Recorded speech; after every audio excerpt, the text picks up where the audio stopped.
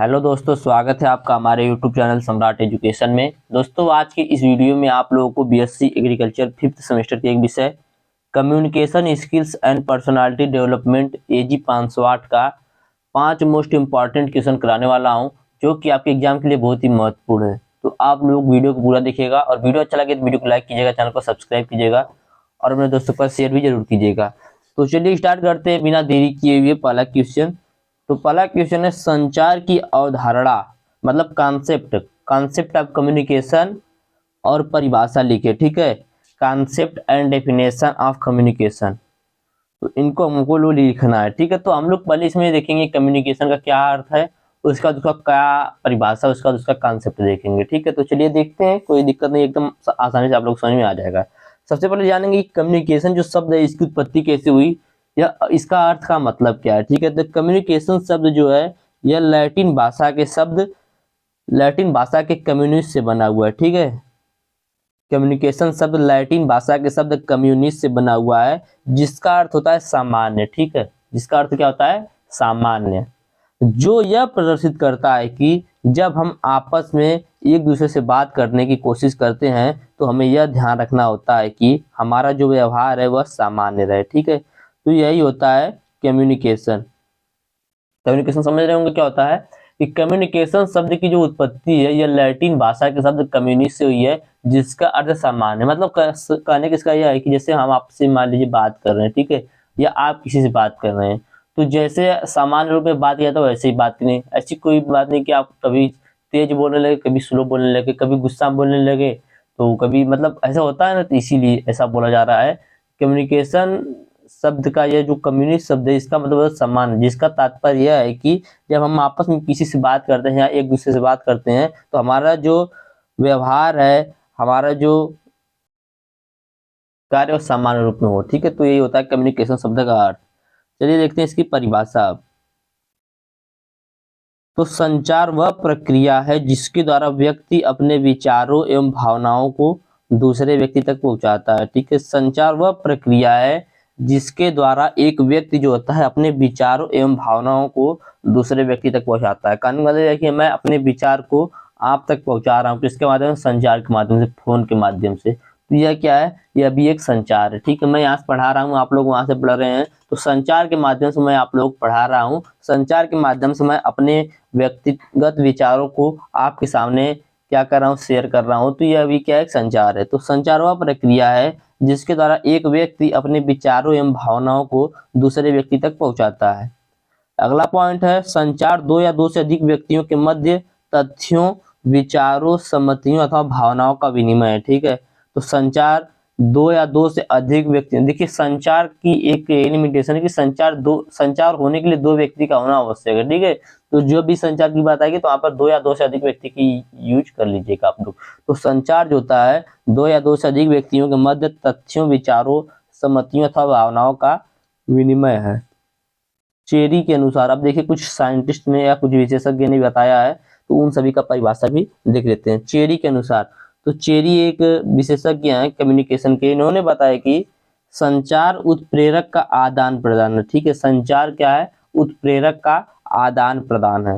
उसके बाद सेनन आए, सेनन ने बताया कि यह मस्तिष्क का दूसरे मस्तिष्क पर प्रभाव है। ठीक है, संचार जो है एक मस्तिष्क का दूसरे मस्तिष्क पर प्रभाव है। जैसे मान लीजिए कि मैं यहाँ से आप लोगों को पढ़ा रहा हूँ, ठीक है, अब आप लोग इसको पढ़ेंगे, समझेंगे, तो इसका कुछ तो प्रभाव तो मस्तिष्क में पड़ेगा। तो यही है, मतलब कोई व्यक्ति, दो व्यक्ति आपस में बात कर रहे हैं, तो एक व्यक्ति जो दूसरे व्यक्ति कुछ बोलेगा तो उसके बाद का दूसरे व्यक्ति के मस्तिष्क पर जरूर कुछ ना कुछ प्रभाव पड़ेगा। तो यही सेना ने बताया कि यह मस्तिष्क का दूसरे मस्तिष्क पर प्रभाव है। उसके बाद आए मिलेन। ठीक है, मिलेन ने बताया कि संचार प्रशासनिक संगठन की जीवन रेखा है। संचार जो है यह प्रशासनिक संगठन की क्या है, जीवन रेखा है। ठीक है, एक एक पॉइंट समझते चलिएगा और एग्जाम में पहले ऐसे डेफिनेशन लिखिएगा कि संचार वह प्रक्रिया है जिसके द्वारा एक व्यक्ति अपने विचारों एवं भावनाओं को दूसरे व्यक्ति तक पहुंचाता है। उसके बाद इसमें से किसी एक साइंटिस्ट का परिभाषा जरूर लिख दीजिएगा। ठीक है, उससे पूरा नंबर आप लोगों को मिलेगा।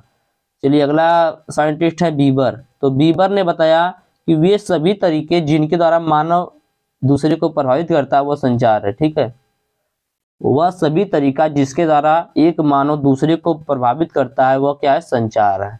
तो यह बताया बीबर ने। उसके बाद विल्बर आए। विल्बर ने बताया कि यह एक ऐसी प्रक्रिया है या स्रोत है जिससे श्रोता तक संदेश पहुंचता है। ठीक है,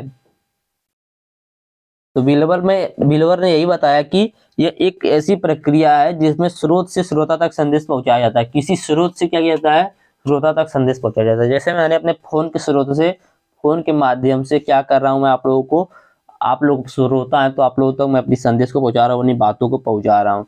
तो यही बताया विल्बर ने। तो यही है कम्युनिकेशन का अर्थ, कम्युनिकेशन की परिभाषा का फिर सुनिएगा। और ये जो साइंटिस्ट वाली परिभाषा है इसमें से एक दो मैं और आप लोगों को फिर से बता देता हूँ। तो संचार वह प्रक्रिया होता है जिसके द्वारा एक व्यक्ति अपने विचारों एवं भावनाओं का एक दूसरे व्यक्ति तक पहुंचाता है। ध्यान दीजिएगा, संचार वह प्रक्रिया है जिसके द्वारा एक व्यक्ति अपने विचारों एवं भावनाओं को दूसरे व्यक्ति तक पहुंचाता है। उसका चेरी ने बताया कि संचार उत्प्रेरक का आदान प्रदान है। सेनन ने बताया कि यह मस्तिष्क का दूसरे मस्तिष्क पर प्रभाव है। उसके बाद मिलेन ने बताया कि संचार प्रशासनिक संगठन की जीवन रेखा है। तो यही संचार की परिभाषा हो गया, संचार का अर्थ हो गया। अब चलिए देखते हैं इसका कॉन्सेप्ट, अवधारणा। तो जैसा कि हमने डेफिनेशन में पढ़ा था, परिभाषा में पढ़ा था कि संचार जो है दो व्यक्तियों के समीप अपने विचारों, भावनाओं एवं सहमतियों का आदान प्रदान है। तो ऐसे ही यही देखिए इसका कॉन्सेप्ट भी इसको हम बोल सकते हैं। तो मनुष्य देखिए क्या एक सामाजिक प्राणी, मतलब उसको समाज में रहना है तो क्या करेगा, उसको संचार करना उसकी प्रकृति, मतलब एक दूसरे से बात तो करेगा। ठीक है, पहले मैं हेडिंग डाल लेता हूँ, अवधारणा। ठीक है, संचार की अवधारणा। तो मनुष्य क्या एक सामाजिक प्राणी है जिससे क्या करना, संचार करना उसकी क्या प्रकृति है। संचार क्या है, संचार अपने भाव और विचारों का आदान प्रदान करना है। ठीक है, ऐसा माना जाता है कि मानव के अस्तित्व में आने के साथ ही संचार की आवश्यकता का अनुभव हो गया था। ठीक है, देखिए इसको पहचाना तो बाद में गया था, लेकिन जब से मानव का जीवन संभव हुआ है तभी संचार की आवश्यकता का अनुभव हो गया होगा, जो कि मनुष्य की मूलभूत आवश्यकता हो गया है। संचार किसी भी समाज के लिए अति आवश्यक है। जो स्थान शरीर के लिए भोजन का है वही समाज व्यवस्था में संचार का है। ठीक है, शरीर में भोजन के लिए जो महत्व है वही समाज में संचार का महत्व है। ठीक है, समझिएगा, बहुत बड़ी बात है यहाँ पर। जैसे कि हमें भोजन क्या देता है, ऊर्जा देता है, उसी प्रकार संचार भी हमें क्या करता है, हमें मोटिवेशन देता है। समझिएगा, इसमें बोला जा रहा है कि संचार किसी भी समाज के लिए अति आवश्यक है। जो स्थान शरीर के लिए भोजन का है वही समाज व्यवस्था में संचार का है। मानव का शारीरिक एवं मानसिक विकास पूरी तरह से संचार प्रक्रिया से जुड़ा रहता है। ठीक है, जैसे हम लोग क्या होते हैं, जब हम लोग का जन्म होता है तो मम्मी पापा क्या करते हैं, संचार के माध्यम से वो भी हमें सिखाते हैं कि ऐसे बोलिए, पापा बोलिए, मम्मी बोलिए, चाचा बोलिए, चाची बोलिए। तो क्या करते हैं, हमें समझाते हैं। समझाने का मतलब क्या, हमें संचार के माध्यम से बताते हैं। तो हम जब पैदा होते हैं तभी से हमें संचार के माध्यम से सब कुछ बातें बताई जाने लगती हैं, जिससे क्या होता है, हमारा जो दिमाग होता है वह धीरे धीरे ग्रोथ करता है। ठीक है, तो यही बोला जा रहा है इसमें, मानव का शारीरिक एवं मानसिक विकास पूरी तरह से संचार प्रक्रिया से जुड़ा हुआ होता है। जन्म से मृत्यु तक मनुष्य एक दूसरे से बातचीत के माध्यम से संबंधित रहता है, एक दूसरे को जानता है, समझता है और परिपक्व होता है। संचार को मानव से संबद्ध रखता है, एक दूसरे को जानता है, समझता है, परिपक्व होता है। संचार को मानव संबंधों की नींव कहा जाता है। समाज वैज्ञानिकों का मानना है कि किसी भी परिवार, समूह, समुदाय तथा समाज के यदि मनुष्य के बीच परस्पर वार्तालाप बंद हो जाए तो सामाजिक विघटन की प्रक्रिया आरंभ हो जाएगी और मानसिक विकृतियां जन्म लेने लगेंगी। ठीक है, तो कुल मिलाकर इसकी अवधारणा यही है कि संचार जो है, जो ऐसा मैंने आप लोगों को डेफिनेशन बताया था, दो व्यक्तियों के बीच भावनाओं का, सहमतियों का, विचारों का आदान प्रदान है। संचार के माध्यम से व्यक्ति अपनी बातों को दूसरे व्यक्ति तक पहुंचाता है और उसकी बातों को खुद ग्रहण करता है। संचार का जीवन में इतना ही महत्व जितना कि हमारे जीवन में भोजन का, क्योंकि भोजन के बिना हम लोग जीवित नहीं रह सकते और संचार के बिना हमारा दिमाग जो है कार्य नहीं कर सकता। मतलब यदि हम लोग संचार नहीं होगा, किसी से बातचीत नहीं होगा, तो दिमाग में क्या होने लगेगा, बहुत सारी विकृतियां उत्पन्न होने लगेंगी, जिससे क्या होगा कि सब लोग डिस्टर्ब हो जाएंगे। तो यही है संचार की और संचार का अर्थ, संचार की परिभाषा, संचार की अवधारणा। चलिए चलते हैं आगे। अगला क्वेश्चन है, संचार कौशल की परिभाषा लिखिए। ठीक है, क्वेश्चन है संचार कौशल की परिभाषा लिखिए। तो संचार कौशल की परिभाषा क्या है, तो संचार कौशल देखिए, हम लोगों ने पढ़ा कम्युनिकेशन, अब पढ़े कम्युनिकेशन स्किल। दोनों में बहुत सारा अंतर है, ध्यान दीजिएगा। मतलब करना तो कम्युनिकेशन ही है, लेकिन किसी स्किल के माध्यम से, ठीक है। तो संचार कौशल या कम्युनिकेशन स्किल वह कला है जिसमें एक व्यक्ति अपनी बात दूसरे तक मौखिक, लिखित, पिक्चर, इशारे आदि के किसी भी माध्यम से प्रभावी ढंग से पहुंचाता है, ठीक है। कम्युनिकेशन स्किल वह प्रक्रिया है जिसमें एक व्यक्ति अपनी बात दूसरे व्यक्ति तक किसी भी माध्यम से प्रभावी ढंग से पहुंचाता है। वह माध्यम कुछ भी हो सकता है, वह माध्यम मौखिक रूप में बोल सकता है, लिखित रूप में पिक्चर के इशारे से आदि के माध्यम से प्रभावी ढंग से पहुंचा सकता है। आज जीवन के हर क्षेत्र में कम्युनिकेशन स्किल या संचार कौशल या लेखन शैली का बहुत बड़ा रोल हो गया, ठीक है। तो आज के जो वर्तमान समय, इस समय में जीवन आज के समय की जीवन शैली में संचार जो कौशल है इसका बहुत बड़ा रोल हो गया है। देखेंगे अखबार में, किताब में, फिल्मी गाने, साहित्य, नेताओं के भाषण आदि एक बेहतरीन प्रभावी कम्युनिकेशन कौशल का ही नमूना होता है, ठीक है। तो ये संचार कम्युनिकेशन की परिभाषा, सॉरी कम्युनिकेशन स्किल की परिभाषा। कम्युनिकेशन स्किल यदि आपको कोई बोल दिया तो बोल दीजिएगा कम्युनिकेशन स्किल वह प्रक्रिया है या वह कला है जिसमें एक व्यक्ति अपनी बात दूसरे व्यक्ति तक किसी भी माध्यम से प्रभावी ढंग से पहुंचाता है। वह माध्यम कुछ भी हो सकता है, वह मौखिक रूप में बोल सकता है, मौखिक रूप में मतलब कि मुंह से मतलब आपस में बात कर सकता है, लिखित रूप में उसको पत्र के माध्यम से, अखबार के माध्यम से बता सकता है, पिक्चर के माध्यम से बता सकता है, इशारा के माध्यम से बता सकता है, ठीक है। तो यही है संचार की परिभाषा, संचार कौशल की परिभाषा। चलिए आगे देखते हैं अगला क्वेश्चन। अगला क्वेश्चन, सार लेखन क्या है? सार लेखन से आप क्या समझते हैं? तो देखिए मैं आप लोगों को इससे अलग थोड़ा सा बताऊंगा, इसमें मैंने लिखा कुछ और है, मैं पहले उसको समझा देता हूँ फिर इसको बताऊंगा तो समझ में आ जाएगा। देखिए जैसे मान लीजिए अब मुझे यही शब्द लिखना है सार, ठीक है, नहीं ये गलत बात है। जैसे मान लीजिए कि आपके पिता का नाम, आपके पिता का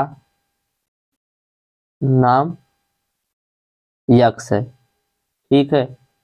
तो हम बोलेंगे आपके पिता के, सॉरी आपके मम्मी के पति के मम्मी के पति के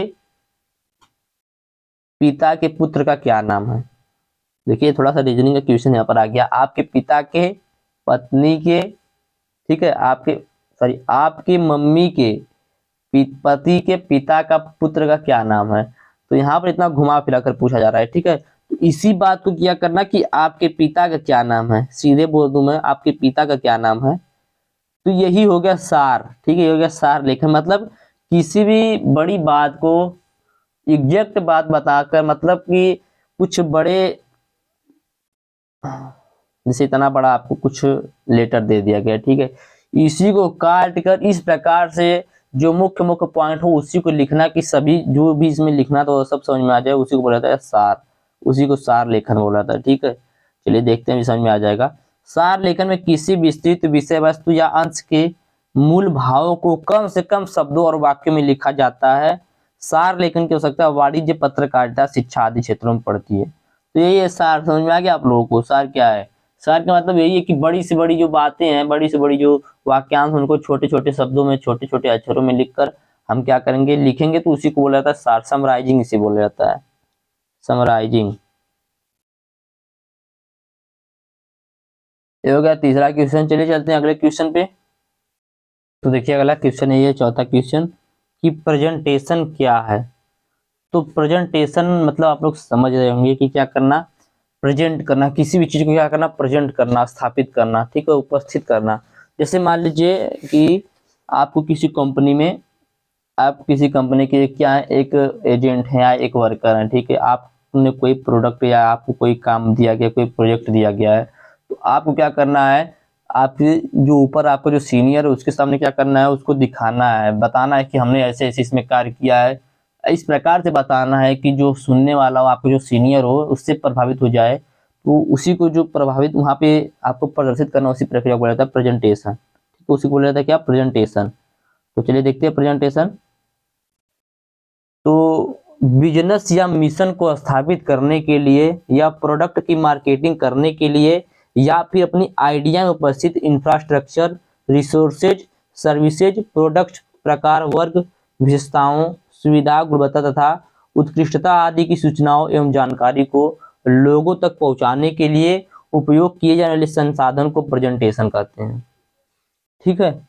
तो मैंने यहाँ पर सिर्फ एक माध्यम से प्रेजेंटेशन बताया, इसमें कई माध्यम से प्रेजेंटेशन होता है। तो सुनिएगा, बिजनेस मिशन को स्थापित करने के लिए, प्रोडक्ट की मार्केटिंग करने के लिए, या फिर अपने आइडिया में उपस्थित इंफ्रास्ट्रक्चर, रिसोर्सेज, सर्विसेज, प्रोडक्ट प्रकार, वर्ग विशेषताओं, सुविधा, गुणवत्ता तथा उत्कृष्टता आदि सूचनाओं एवं जानकारी को लोगों तक पहुंचाने के लिए उपयोग में किए जाने संसाधन को प्रेजेंटेशन कहते हैं। जैसे आपको क्या करना है, अपना कोई प्रोडक्ट बनाया है ना, उसका प्रचार करना है। प्रचार करने के लिए क्या करेंगे, किसी माध्यम का यूज करेंगे, लोगों के सामने जाएंगे, बताएंगे कि हमारा ये प्रोडक्ट है, इस प्रकार से काम करता है, बहुत अच्छा है। तो उससे क्या होगा, लोग प्रभावित होंगे, तो आपका प्रोडक्ट जो उसकी बिक्री होगी। पहला तो यह हो गया मेथड प्रेजेंटेशन का। दूसरा मेथड ये है कि आपके दिमाग में कोई सोच है किसी कार्य को लेकर, आप उसको अपने सीनियर को बताएंगे, जिससे यदि वो प्रभावित हो गया तो यह हो गया आपका दूसरा मेथड। तीसरा मेथड यही है कि आपको मार्केटिंग के लिए, मैंने जैसे पहले बता दिया, उसका आइडिया मैंने बता दिया, इंफ्रास्ट्रक्चर, रिसोर्सेज, सर्विसेज, प्रोडक्ट प्रकार या वर्ग विशेषताओं, सुविधा, गुणवत्ता तथा उत्कृष्टता। तो आपने कोई प्रोडक्ट बनाया, ठीक है, उसकी गुणवत्ता को आपने और क्या किया, अपग्रेड किया, उसके बारे में सभी को बताने के लिए क्या करेंगे, आप लोग प्रचार करवाएंगे। उसके लिए क्या करेंगे, न्यूज़पेपर से प्रचार करवा सकते हैं, किसी रेडियो के माध्यम से प्रचार करवा सकते हैं, ठीक है, रेडियो के माध्यम से प्रचार करवा सकते हैं, माइक लगवा कर प्रचार करवा सकते हैं। तो ये सब क्या है, ये सब प्रेजेंटेशन है। तो प्रेजेंटेशन समझ में आ गया, ठीक है। प्रेजेंटेशन जो होता है, इसको तैयार करने का काम डिजिटल या नॉन डिजिटल दोनों तरीकों से किया जाता है। डिजिटल तरीके से कंप्यूटर पर स्लाइड क्रिएट करने वाले सॉफ्टवेयर जैसा कि माइक्रोसॉफ्ट पावर पॉइंट या एप्पल कीनोट्स एप्लीकेशन की मदद से स्लाइड क्रिएट की जाती है, जबकि नॉन डिजिटल तरीके से पेपर में प्रेजेंटेशन प्रस्तुत किए जाने वाले कंटेंट्स के पेज के क्रिएट किए जाते हैं, ठीक है। तो ये जो होता है दोनों प्रकार से किया जा सकता है, डिजिटल या नॉन डिजिटल। तो ये था प्रेजेंटेशन। तो हम लोग पढ़ेंगे बैरियर टू कम्युनिकेशन, ठीक है। बैरियर टू कम्युनिकेशन, कम्युनिकेशन की सीमा, संचार की सीमा। तो संदेश का इस प्रकार से आदान प्रदान करना कि संचारकर्ता द्वारा संदेश प्राप्तकर्ता को संदेश के मूल तत्व को संदेश का मूल तत्व समझ सके, जिसके लिए संचार को प्रभावी बनाना होगा। संचार को प्रभावी बनाने के लिए निम्न तत्वों की समझ रखना आवश्यक होता है। तो ये इसका बैरियर है। पहले मैं क्वेश्चन लिख देता हूँ, संचार की रुकावट या सीमा बोल सकती है इसको, ठीक है। तो पहला पॉइंट, संचार संदेश की स्पष्टता। पहली बात कि संचार आप लोग जानते हैं क्या होता है, अपनी बात को दूसरे व्यक्ति तक पहुंचाना। तो पहला संदेश की स्पष्टता, मतलब कि हम जो भी बात अपने सामने वाले को पहुंचाए, क्या होना चाहिए, वो स्पष्ट होना चाहिए। दूसरा बात है क्लियरिटी ऑफ मैसेज, मैसेज में जो हो वह क्लियरिटी होना चाहिए, ठीक है, स्पष्टता होनी चाहिए। अगला पार्ट है संदेश की संक्षिप्तता। संक्षिप्तता मतलब कि छोटे शब्दों में बड़ी बात को आप लोग को बता सके, इस प्रकार नहीं कि छोटी सी बात उसको बहुत बड़ा करके बताया जाए। अगला पॉइंट है संदेश की शालीन भाषा में प्रयोग। अब संदेश को आप शालीन भाषा में बताइए, ऐसा नहीं कि आप चिल्लाने लगेंगे तो क्या होगा, जो सामने वाला को उसको सुनेगा भी नहीं, और सुनेगा फिर भी उसे समझ में नहीं आएगा। अगला पॉइंट है सहयोग। तो आप यदि किसी को कुछ बता रहे हैं, उसको नहीं समझ में आ रहा है, तो आप उसका सहयोग करिए उसे समझने में, ठीक है। अगला पॉइंट है संचार की उपयुक्त विधि। तो संचार की उपयुक्त विधि का प्रयोग करना चाहिए। तो कौन कौन सी विधियां मैं आप लोगों को आगे बताऊंगा, ठीक है। संचार की उपयुक्त विधि का प्रयोग करना चाहिए, ठीक है। उसके बाद कुशल व्यवहार होना चाहिए आपका। उसके बाद अगला पॉइंट है उचित माध्यम। तो उचित माध्यम से आप अपने विचारों को, अपने भावनाओं को दूसरे तक पहुंचाइए। अगला पॉइंट है अधिकृत साधनों से संचार। तो अधिकृत साधन जो है उसी से अपने संचार को दूसरे तक पहुंचाइए। अगला पॉइंट है गतिशील संचार। तो संचार जो है आपका, मतलब हमेशा नए नए, मतलब समय बदल रहा है तो आपको संचार का माध्यम भी बदलना चाहिए। अगला पॉइंट है उचित वातावरण। तो जहां पर भी आप संचार कर रहे हैं वहां पर वातावरण जो होना चाहिए उचित होना चाहिए। लोचदार व्यवस्था, समय के साथ आपके विचारों भावनाओं में परिवर्तन भी होना जरूरी है। उसके बाद प्रतिपुष्टि या प्रतिक्रिया। उसके बाद जो सुनने वाला हो वो आपको प्रतिपूर्ति दे दे, आप प्रतिक्रिया दे दे। प्रतिक्रिया मतलब फीडबैक। फीडबैक आप लोग जानते होंगे, फीडबैक, फीडबैक तो उसी को बोला जाता है क्या, मॉडल। तो यही 5 क्वेश्चन थे जो मैंने आप लोगों को बता दिया, ठीक है। उम्मीद करते हैं 5 क्वेश्चन आप लोग को अच्छे समझ में आया होगा। तो आप लोग सोच रहे होंगे प्रतिपूर्ति या प्रतिक्रिया क्या होता है, मैं थोड़ा सा बता देता हूँ आप लोगों को। फीडबैक क्या होता है, फीडबैक, फीडबैक क्या होता है। तो संचार जो प्राप्त करता होता है, हम लोग कम्युनिकेशन में देखेंगे फीडबैक का मतलब। तो जो संचार प्राप्त करता होता है, संदेश को ग्रहण करने के पश्चात अपने मन से या अपने मनोवृत्ति या अभिव्यक्ति जिस रूप में करता है उसे प्रतिपुष्टि करते हैं, ठीक है। जैसे मान लीजिए मैं आप लोगों को अपनी बात बता रहा हूँ, आप लोग को यदि ये वीडियो अच्छा लगा तो आप लोग क्या करेंगे, वीडियो को क्या करेंगे, लाइक कर देंगे। तो हमें क्या मिल गया, वहां से फीडबैक मिल गया कि हमारी वीडियो को पसंद किया जा रहा है। तो यही होता है फीडबैक, या प्रतिपूर्ति या प्रतिक्रिया। तो उम्मीद करते हैं क्वेश्चन जो भी मैंने आप लोग बताया अच्छे समझ में आ गया होगा। वीडियो अच्छा लगा वीडियो को लाइक कीजिएगा, चैनल को सब्सक्राइब कीजिएगा, और यदि आप लोग इसका पीडीएफ चाहिए तो डिस्क्रिप्शन व्हाट्सएप ग्रुप का लिंक, व्हाट्सएप नंबर दिया गया है, मैसेज करके आप इसका पीडीएफ भी ले सकते हैं। धन्यवाद, जय हिंद।